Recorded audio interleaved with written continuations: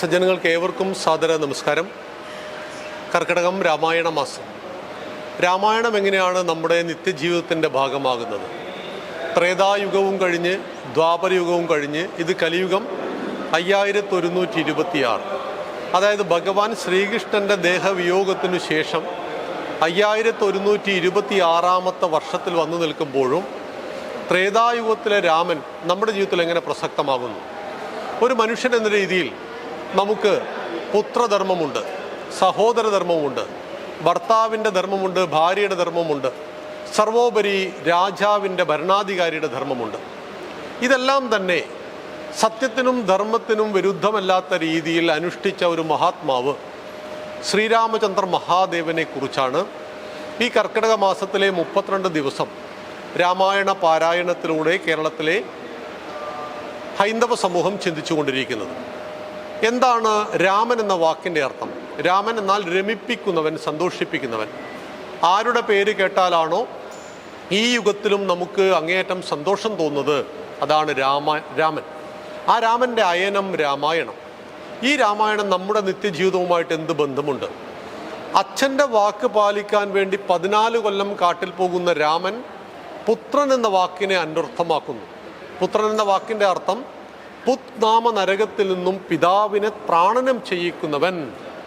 പുത്ത് എന്നാൽ നരകം.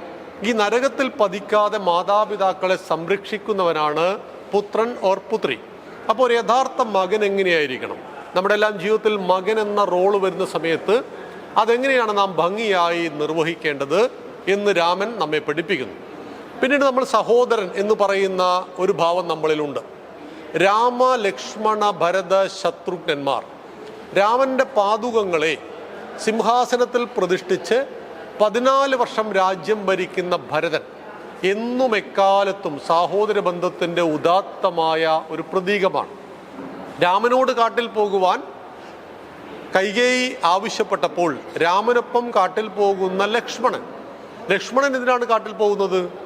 ആ ലക്ഷ്മണൻ ജ്യേഷ്ഠനെ കാവൽ കിടക്കുവാൻ കാട്ടിൽ പോകുന്നു എന്ന് പറയുമ്പോൾ ഇതെല്ലാം ഉത്തമമായ സാഹോദര ബന്ധം വരച്ചു കാണിക്കുന്നു. ഇതുപോലെ രാമൻ തൊട്ടുകൂടായ്മയും തീണ്ടിക്കൂടായ്മയും എല്ലാം ചർച്ച ചെയ്യപ്പെട്ട ഒരു കാലഘട്ടം ഹൈന്ദവ സമൂഹത്തിനുണ്ടായിരുന്നു. എന്നാൽ രാമൻ്റെ ജീവിതത്തിൽ എവിടെയും തൊട്ടുകൂടായ്മയില്ല. ഇന്ന് നമ്മൾ ആദിവാസി എന്ന് പറയുന്ന ആ വനവാസി സഹോദരന്മാരുടെ രാജാവായ ഗുഹനെ കെട്ടിപ്പിടിക്കുന്ന ശ്രീരാമൻ, ശബരി കഴിച്ച പഴം കൂടെ കഴിക്കുന്ന ശ്രീരാമൻ്റെ സൈന്യം വാനര സൈന്യമായിരുന്നു എന്ന് നാം ഓർക്കണം. അപ്പോൾ എവിടെയാണോ മനുഷ്യനെ പല തട്ടുകളാക്കി വിഭജിക്കുന്നത്, ഇതൊന്നും തന്നെ നമുക്ക് രാമായണത്തിലും മഹാഭാരതത്തിലും കാണുവാൻ കഴിയില്ല. ഭീമസേനൻ്റെ ഒരു ഭാര്യയുടെ പേര് ഹിഡുംബി എന്നായിരുന്നു. അത് കാട്ടുപെണ്ണായിരുന്നു. വേദത്തെ പകുത്തത് സത്യവതിയുടെ മുക്കുവസ്ത്രീയുടെ മകനായ കൃഷ്ണദ്വൈപായനൻ. വേദത്തെ വ്യസിച്ച് അദ്ദേഹം വേദവ്യാസനാകുന്നു. അർജുനൻ്റെ ഒരു സഹധർമ്മിണി ഉലൂപി എന്ന മത്സ്യകന്യകയായിരുന്നു. രാമായണത്തിലില്ലെങ്കിലും രത്നാകരൻ വാൽമീകിയായ കഥ നമ്മൾ കേട്ടിട്ടുണ്ട്. രത്നാകരൻ കാട്ടാളനായിരുന്നു, ആദിവാസിയായിരുന്നു എന്ന് നാം ഓർക്കുക. ഇതെല്ലാം നമ്മെ പഠിപ്പിക്കുന്നത് ഏതെങ്കിലും ഒരു കാലഘട്ടത്തിൽ ഹിന്ദുവിലുണ്ടായ തൊട്ടുകൂടായ്മയുടെയും തീണ്ടിക്കൂടായ്മയും കാരണം ഒരിക്കലും നമ്മുടെ ഇതിഹാസങ്ങളായിരുന്നില്ല, നമ്മുടെ അന്ധവിശ്വാസവും അനാചാരവും ആയിരുന്നു എന്ന് നാം അറിയുക. ഈ 2024 ജീവിക്കുന്ന നമ്മളെ സംബന്ധിച്ച് രാമൻ എന്ന് പറയുന്ന പുത്രൻ, രാമൻ എന്ന സഹോദരൻ, രാമൻ എന്ന ഭർത്താവ്, സീത എന്ന ഭാര്യ. രാമനൊപ്പം കാട്ടിലേക്ക് പോകുന്ന സീതയോട് രാമൻ ചോദിക്കുന്നുണ്ട്, എന്തിന് സീതയെ നീ കാട്ടിലേക്ക് വരുന്നു? ഈ സമയത്ത് സീത പറയുന്ന മറുപടി, എൻ്റെ ഭർത്താവ് എവിടെയാണോ അതാണ് എനിക്കെൻ്റെ അയോധ്യ. കുടുംബജീവിതത്തിൽ ഒരുപാട് വിള്ളലുകളും കുടുംബ വഴക്കുകളും വിവാഹമോചനങ്ങളും എല്ലാം നിർബാധം നടക്കുന്ന നമ്മുടെ കേരളീയ സമൂഹത്തിൽ സീതാരാമന്മാരുടെ ആ ഭാര്യ ഭർത്തൃ ബന്ധം വളരെ പ്രധാനമാണ്. എന്നാൽ എല്ലാത്തിലും വലിയ ആരോപണം രാമൻ നേരിടുന്നത് രാജാവായ രാമൻ നിറഗർഭിണിയായ ഭാര്യയെ കാട്ടിൽ ഉപേക്ഷിച്ചു. ഒരു ഭരണാധികാരിയുടെ ധർമ്മം, ഭരണാധികാരിയുടെ മൂല്യച്യുതി ഏറെ ചർച്ച ചെയ്യപ്പെടുന്ന ഒരു നാടാണ് കേരളം. ഭരണത്തിൻ്റെ കൊള്ളരുതായ്മയും ഒക്കെ പറയുമ്പോൾ നമുക്ക് നമ്മുടെ നാടിനെ ഭരിച്ച ഒരു രാജാവ് രാഷ്ട്രത്തിന് വേണ്ടി ഭാര്യയെപ്പോലും ഉപേക്ഷിക്കുവാൻ തയ്യാറായി. നമുക്ക് രാഷ്ട്രത്തിന് വേണ്ടി എന്തുപേക്ഷിക്കാം, എന്നാൽ രാഷ്ട്രഹിതത്തിനല്ലാത്ത പ്രവൃത്തി ഒരു രാജാവ് ചെയ്യരുത്. രാജാവിൻ്റെ ഒന്നാമത്തെ ധർമ്മം രാഷ്ട്രധർമ്മമാണ്. സമാജത്തോടും പ്രജകളോടും രാഷ്ട്രത്തോടും ഏറ്റവും നികൃഷ്ടനായ ഒരു പ്രജയുടെ അഭിപ്രായത്തിന് പോലും മാനം കൽപ്പിക്കുന്നവനാകണം ഒരു രാജാവ്. ഇതെല്ലാം നമ്മെ പഠിപ്പിച്ച 72 മിനിറ്റ് കൊണ്ട് 14,000 രാക്ഷസന്മാരെ നിഗ്രഹിക്കുവാൻ കഴിവുള്ള ഒരു യോദ്ധാവ് കൂടിയായ രാമൻ, ഒരേ സമയത്ത് അച്ഛൻ്റെ വാക്ക് പാലിക്കുവാൻ 14 കൊല്ലം കാട്ടിൽ പോകുന്ന രാമന് 72 മിനിറ്റ് കൊണ്ട് 14,000 രാക്ഷസന്മാരെ നിഗ്രഹിക്കുവാൻ കഴിയുന്നു എന്ന് പറഞ്ഞാൽ സ്നേഹത്തിൻ്റെയും നിസ്വാർത്ഥ പ്രേമത്തിൻ്റെയും പ്രതീകമാകുന്ന അതേ രാമൻ തന്നെ ശക്തിയുടെയും പ്രതീകമാണ്. ആ രാമന്റെ ക്ഷേത്രം 1528 തകർക്കപ്പെട്ടു.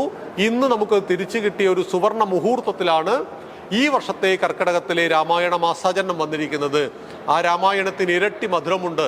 500 വർഷക്കാലം നീണ്ടുനിന്ന 77 യുദ്ധത്തിൽ 3 ലക്ഷം ഹിന്ദുക്കൾ ബലിദാനം നൽകി തിരിച്ചുപിടിച്ച രാമക്ഷേത്രം അന്വർത്ഥമാക്കപ്പെട്ട ഈയൊരു 2024 കർക്കിടകത്തിന് ഇരട്ടി മധുരമുണ്ട്. ആ കർക്കിടകത്തിലെ രാമായണ മാസത്തെ നമ്മുടെ ജീവിതത്തിൻ്റെ ഭാഗമാക്കുക. രാമനെന്ന രമിപ്പിക്കുന്ന സന്തോഷിപ്പിക്കുന്ന രാമൻ എന്നും എക്കാലത്തും നമ്മുടെ ഹൃദയത്തിൽ ചിരകാല പ്രതിഷ്ഠ നേടിയിട്ടുണ്ട്. ആ രാമൻ എന്നും നമുക്ക് മാതൃകയാണ്. രാമോ വിഗ്രഹവാൻ ധർമ്മ എന്ന് വിശേഷിപ്പിച്ചത് മാരീചൻ എന്ന് പറയുന്ന ശത്രു കൂടിയായിരുന്നു എന്ന് നാം ഓർക്കുക.